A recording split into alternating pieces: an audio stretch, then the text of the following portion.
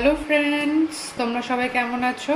তো আজকে আমি মায়ের চ্যানেল থেকে, আমি মায়ের ছোটো মেয়ে। তো আজকে ছোটো মেয়ের তরফ থেকেই মা বললো ব্লগটা যাক তাহলে।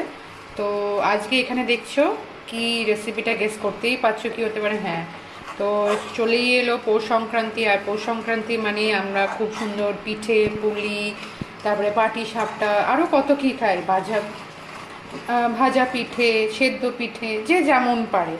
তো আমাদের বাঙালিদের তো এই ফেস্টিভ্যালটা খুবই ফেমাস, মানে এই এত সুন্দর সুন্দর রেসিপি আমরা বানাতে পারি।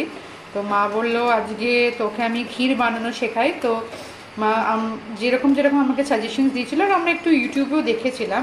তো প্রথমে আমরা কি করেছিলাম, একটা কড়াই নিয়ে তারপরে কড়াইতে একটুকু প্রথমে চিনি দিয়ে, এতে একটু জল দিয়ে, তো 2 চামচ চিনি দিলাম, একটুকু হালকা করে জল দিয়ে চিনিটাকে প্রথমে ক্যারামেলাইজড করে দিয়েছিলাম। তো ক্যারামেলাইজড করার পরে যেটা করলাম, তারপরে আস্তে আস্তে যখন চিনিটা যখন ক্যারামেলাইজড হয়ে গেলো, একটা ব্রাউন কালার যখন বেরোলো, তখন 2 প্যাকেট দুধ, তার মানে 1 লিটার দুধে আমরা এটা জিনিসটা করার চেষ্টা করছি। দেখাবো কতটা হলো লাস্ট অবধি। তো 1 লিটার দুধটাকে আমরা হালকা, এই যে ধিমি আছে, এটা আস্তে আস্তে করে দুধটাকে ফোটাচ্ছি। তো ফুটিয়ে ফুটিয়ে লাস্টে যে একটা শক্ত জিনিস, মানে একটা হালকা নরম শক্ত, যেরকম একটা সুন্দর একটা ক্ষীর যেটা হয় সেটা তো হবেই আস্তে আস্তে দুধ থেকে ফুটতে ফুটতে ফুটতে ফুটতে। তো তার মাঝে আমি একটা ইউটিউবে খুব সুন্দর দেখলাম, একজন আমুল দুধ, গুঁড়ো আমুল দুধের যে পাউডার, সরি, যে গুঁড়ো আমুলের যে পাউডারটা হয়, সে গুঁড়ো, যে গুঁড়ো দুধ বলি আমরা, সে গুঁড়ো দুধের সঙ্গে এমনি একটা মানে হালকা উষ্ণ গরম মানে দুধ দিয়ে সেটাকে গুলে তারপরে দিয়ে খুব সুন্দর নেকি বলে খেতে হয়। তো আমরাও আজকে ট্রাই করলাম।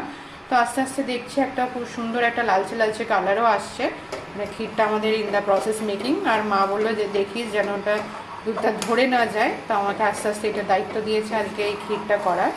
তো চলো, আজকে মা বলেছে ক্ষীরটা রেডি হয়ে যাওয়ার পরে করবি। তো মা একটু পুজোতে ব্যস্ত আছে বলে আজকে বললো যে তুই আমারও একটু ব্লগটা করিয়ে দে। তো আমি ব্লগটা করে দিলাম।